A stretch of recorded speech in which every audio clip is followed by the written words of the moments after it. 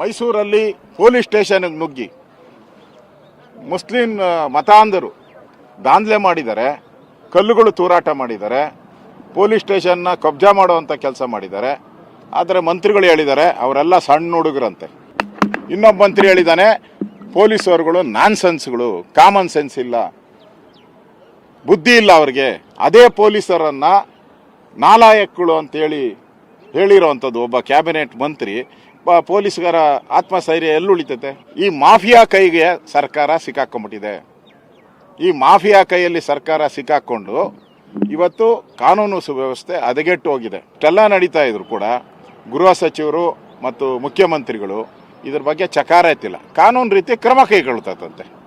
City Ravi ಆದಾಗ ಯಾಕೆ ಕಾನೂನು ರೀತಿ ಕ್ರಮ ಆಗಲಿಲ್ಲ? ಮೈಸೂರಿಗೆ ಹೋಗಿ ಪೊಲೀಸ್ ಸ್ಟೇಷನ್ನಲ್ಲಿ ನಾನು ಅಧಿಕಾರಿ ಕೇಳಿದ್ರೆ ಒಬ್ಬರನ್ನು ಬಂಧಿಸಿಲ್ಲ. ಅಲ್ಲಿ ಅಟ್ಯಾಕ್ ಮಾಡಿರೋರು 500-600 ಜನ ಅಟ್ಯಾಕ್ ಮಾಡಿದ್ದಾರೆ. ಕಲ್ಲುಗಳೆಲ್ಲ ಇನ್ನೂ ಹಂಗೆ ಬಿದ್ದಿದೆ. ಅಲ್ಲಿ ಒಬ್ಬರನ್ನು ಅರೆಸ್ಟ್ ಮಾಡಿಲ್ಲ.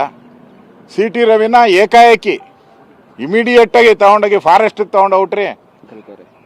ಕ್ವಾರಿ ಒಳಗೆ, ಡೀಪ್ ಕ್ವಾರಿ, 200 ಅಡಿ ಡೆಪ್ತ್ ಇರೋ ಕ್ವಾರಿ ಒಳಗೆ ತಗೊಂಡೋಗಿ ನಿಲ್ಸಿದ್ರಿ. ರಾತ್ರಿ ಎಲ್ಲ ಸುತ್ತಿಸ್ತ್ರಿ. ಏನು ಹಿಂದೂಗಳಿಗೊಂದು ಕಾನೂನು, ಮುಸ್ಲಿಮಾನರಿಗೊಂದು ಕಾನೂನಾ ಈ ರಾಜ್ಯದಲ್ಲಿ? ನಮ್ಮ ಅವಧಿಯಲ್ಲಿ ಅವ್ರು ವಿರೋಧ ಪಕ್ಷ ಇದ್ದಾಗ ಯಾಕೆ ಮಲ್ಕೊಂಡಿದ್ರು? ಕುಂಭಕರ್ಣ ರೀತಿ ಅಂದರೆ ಯಾಕೆ ಮಲ್ಕೊಂಡಿದ್ರು? ಅವಾಗ ಯಾಕೆ ಬಿಡುಗಡೆ ಮಾಡಲಿಲ್ಲ? ಅವಾಗ ಬಾಯಿ ಮುಚ್ಕೊಂಡು ಅವಾಗ ಸುಮ್ಮನೆ ಇದ್ದುಬಿಟ್ಟು ಈಗ ಬಿಡುಗಡೆ ಮಾಡ್ತೀನಿ ಅಂದರೆ ಯಾರು ನಂಬ್ತಾರೆ ನಿಮಗೆ? ವಿರೋಧ ಪಕ್ಷ ಇದ್ದಾಗ ವಿರೋಧ ಪಕ್ಷದ ಕೆಲಸ ಮಾಡಿ, ರೂಲಿಂಗ್ ಪಾರ್ಟಿ ಇದ್ದಾಗ ರೂಲಿಂಗ್ ಪಾರ್ಟಿ ಕೆಲಸ ಮಾಡಿ. ಡಬಲ್ ಆ್ಯಕ್ಟಿಂಗ್ ಮಾಡೋಕ್ಕೆ ಹೋಗಬೇಡಿ, ಜನ ಮೆಚ್ಚಲ್ಲ ನಿಮ್ಮನ್ನು. ಆದರೆ ಸಾಂಕೇತಿಕವಾಗಿ ನಾವಿಬ್ಬರು ಹೋರಾಟ ಮಾಡೋಣ.